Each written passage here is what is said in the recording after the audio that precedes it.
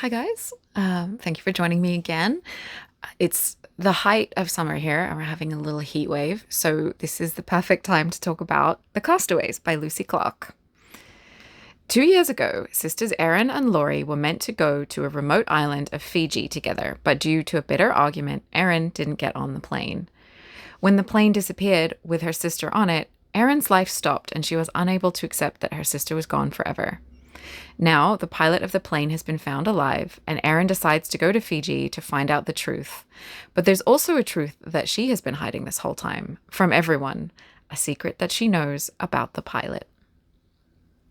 Lucy Clarke is a best-selling thriller writer, author of The Surf House. This book, The Castaways and No Escape, have been adapted for the screen by Paramount UK. Apparently, the TV series adaptation of this one ends the story a little bit differently, meaning that you can still enjoy the book if you've seen the series and vice versa.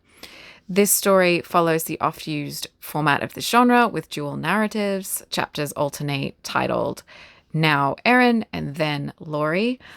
I don't always love this kind of dual narrative alternating chapters thing, mostly just because I think it's overdone or sometimes one half of the plot isn't as strong as the other.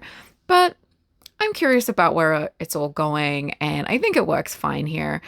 Though Lori is third person and Erin is first, which I feel like that's a bit messy. I think usually it works better if you just pick a tense and stick to it, a tense and person and stick to it. You know what I mean? This book opens really well. We're right into the action of the fight between the sisters, and we get a quick primer on who they are and their relationship. They lost their mother when they were fairly young, meaning they really stick together and are closer than maybe a lot of other siblings might be. They're a team, which makes it all the more intriguing when we learn that they have a fight the night before their flight, and we don't learn what the fight was about. The trip was booked on impulse after one of them split up with their husband, and they're both in Fiji with just that short little flight to the more remote location to go when the fight happens. There's also the little tidbit that while waiting for the flight to board, we're told the pilot looks shady and preoccupied. So that's a nice little bit of foreshadowing there. The sisters fall into fairly normal characterization, with Lori, the older sibling, being more staid and responsible, though she's heartbroken by her marriage breaking up, and Erin being the more impulsive younger sibling who drinks, works in journalism, and can somehow afford a two-bedroom flat in central London on that salary, somehow.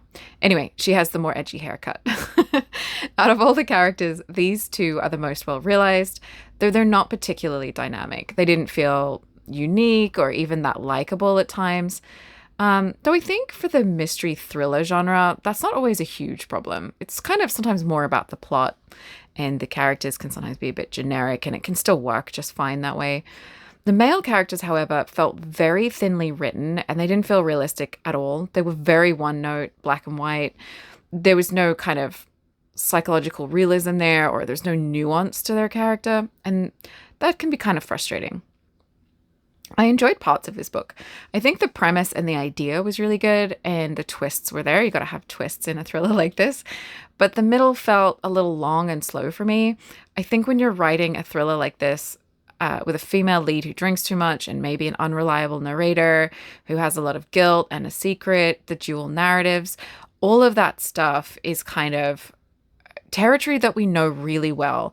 So we don't need a lot of explanation and going over and over that, because that's what's in almost every one of these books, you know?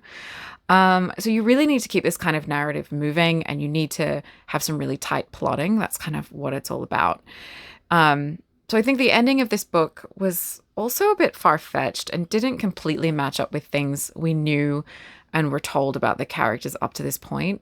Like, are these really the choices these characters would make given their behavior and what we know about them up until now? As a thriller read, like a summer beachy thriller set on an island read, I didn't hate it. It was fine. I enjoyed it well enough, but it just didn't stand out from the pack for me as much as I would have liked. So yeah, that's The Castaways. If you've read it, do you feel the same way? Did you love this one? Maybe hate this one? Let me know. Or, if you have any other summer reads that you would like to recommend. It is summer. Let me know what you're reading. But I think this book is for you if you have ever had that complicated sibling relationship, where you're close, but there's a tension there. Sometimes you can be too close. It's a twisty, light, beachy read, so maybe one to look out for if that's what you're looking for this summer. And big thank you to PGC Books for the ARC of this book for review. And thank you for joining me again.